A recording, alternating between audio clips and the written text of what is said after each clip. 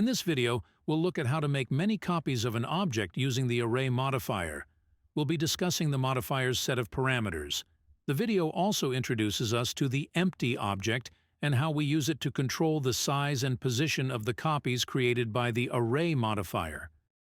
When we are working on a Blender project, we can always undo an action by pressing Ctrl-Z. But once we have saved the project, there's no going back to undo previous operations. Because of this inability to return to previous versions of our model, these types of operations are referred to as destructive operations. However, Blender has other ways of changing the appearance of an object which is always reversible. Collectively, these are known as non-destructive operations. One class of non-destructive operation is the modifier. We might compare the idea behind a modifier to face makeup. Makeup may change the entire look of someone's face, but when the makeup is removed, the face returns to its previous appearance. In the same way, a Blender modifier can be removed at any time, and the object will return to its previous look. The Modifiers page is part of the Properties editor. With the object we want to apply a modifier to already selected, we hit the Add Modifier button on the Modifiers page. This presents us with a set of group names which classify the various types of modifiers. In this video, we are going to look at the Array Modifier, which is listed in the Generate group. In a previous video, we saw how to create a few copies of an existing object. But what if we want dozens or even hundreds of copies? The simplest way to do this is to use the Array Modifier. Once we've added an Array Modifier to the selected object, the page in the Properties editor expands to present us with a set of parameters. The easiest to understand is count. This is where we specify the total number of objects we want. This number includes the original object. The default value, as we can see, is 2, giving us a single copy of our object.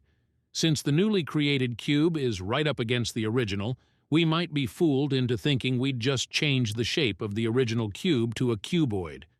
But turning on X-ray mode reveals the outline of both cubes. If we change count to 5, an extra 3 cubes are added.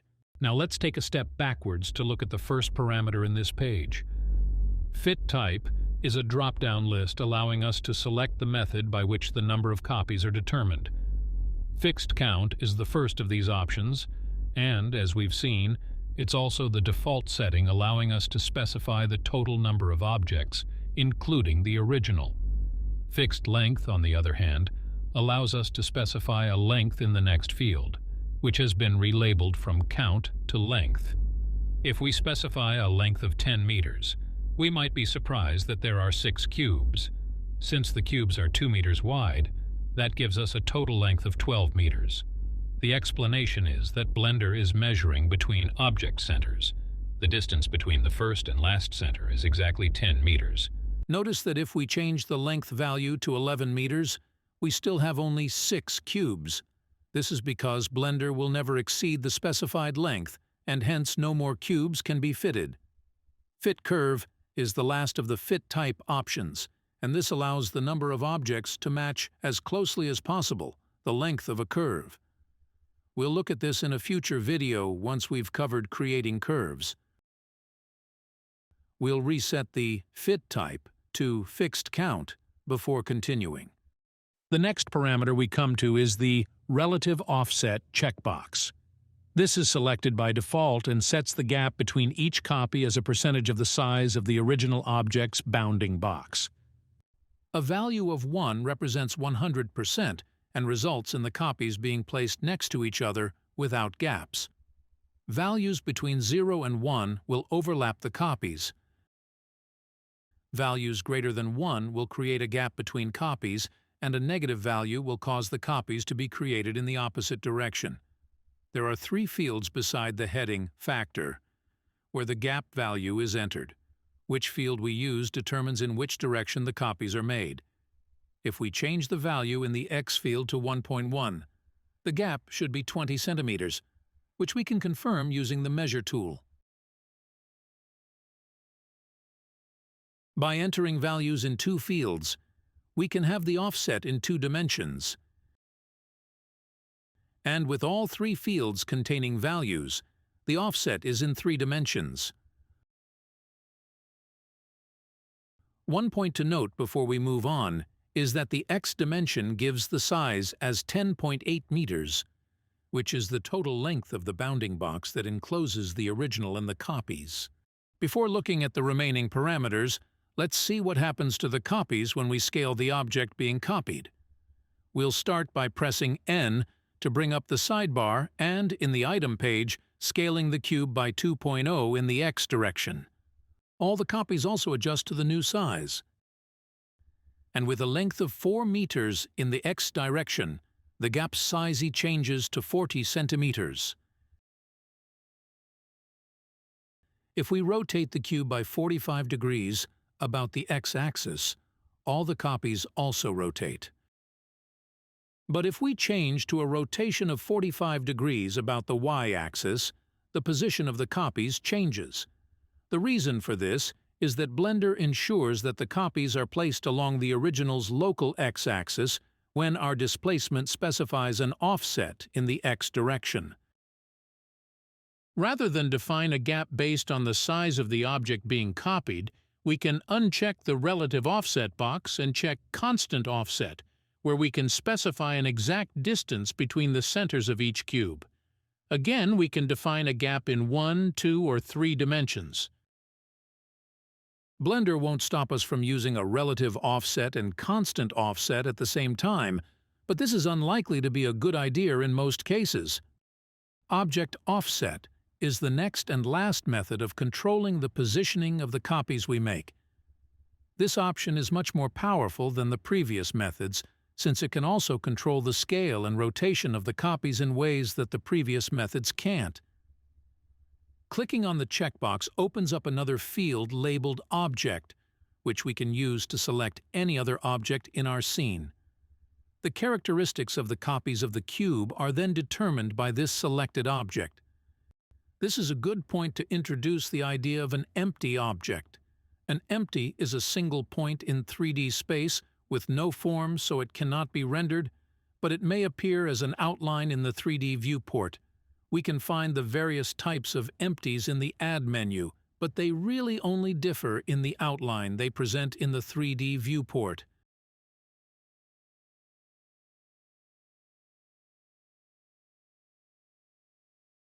So, when would we want to make use of an empty? Generally, they are linked to a visual object such as a mesh. Sometimes it may act as a parent object, but here we can use one as the link in our Array Modifier's Object Offset option.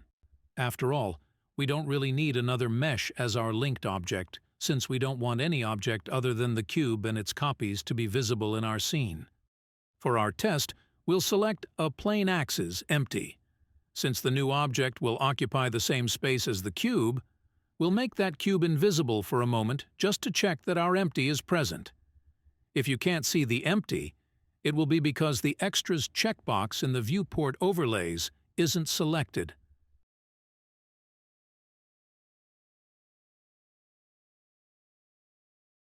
There are 2 methods of selecting the object for the Array Modifier's Object Offset. Clicking on the box shape on the left of the Object field lists all of the objects in our scene, and we can select from this list.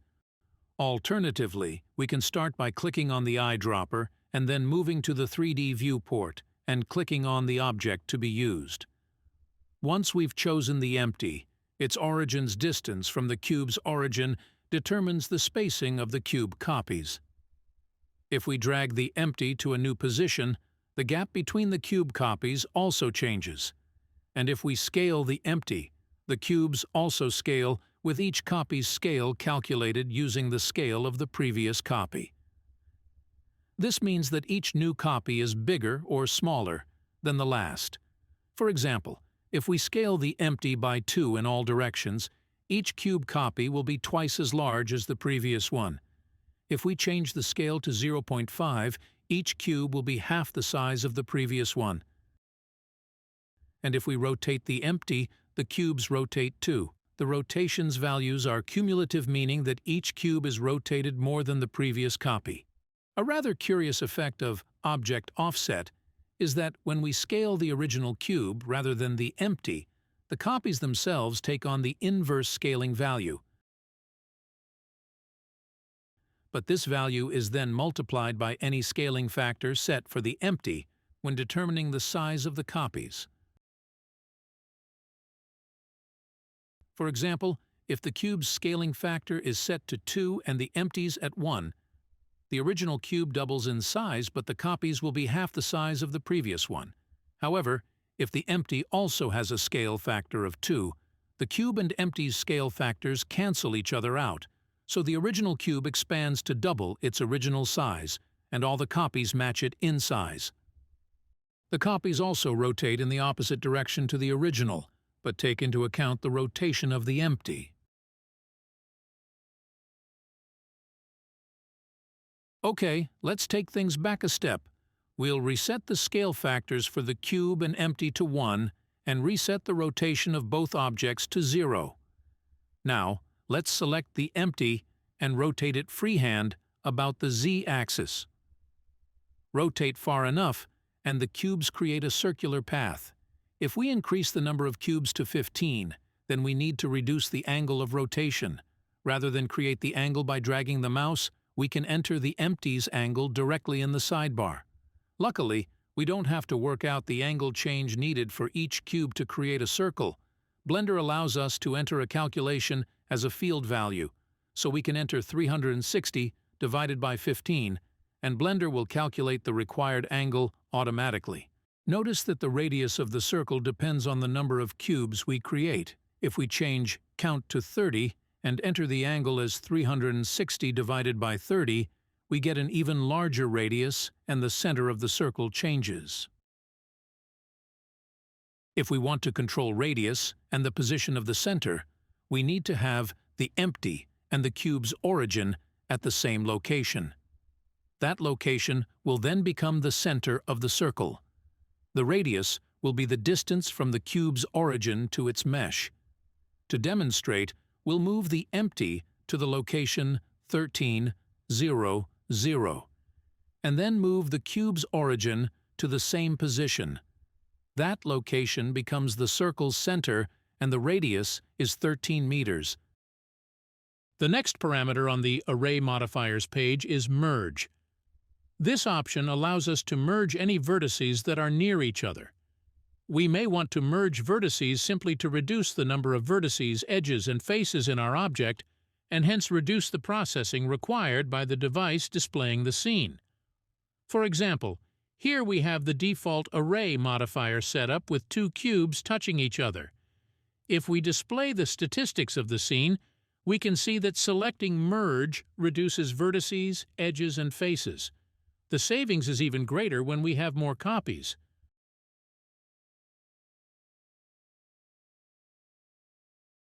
Another reason to merge vertices is to change the shape of an object. For example, in our circle of 30 cubes, we can select Merge, and nothing will change. That is because none of the vertices are close enough to each other to be merged into a single vertex. However, the field labeled Distance allows us to set how close vertices must be before Blender will merge them. And if we increase it from its default value, we can make the vertices on the inner part of our circle merge, distorting the shape of the cubes. Look closely, and you'll see a gap between 2 of the cubes. This is the original object and the final copy. Blender won't merge the vertices of these 2 objects unless we explicitly instruct it to by selecting the first and last copies checkbox. The next Array Modifier heading is UVs, which relates to mapping a texture image onto the surface of our creation. This is a topic for the future. Finally, we come to Caps, which expands to show cap start and end parameters. Each of these fields is used to select another object in the current scene using a list or eyedropper.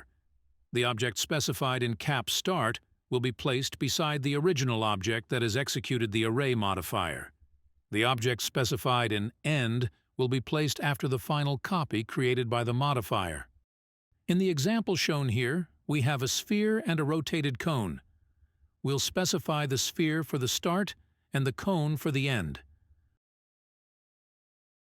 So why is the copied cone at the end of the cubes at a different angle from the original? The reason is that the Array Modifier will create an unrotated copy of the cone.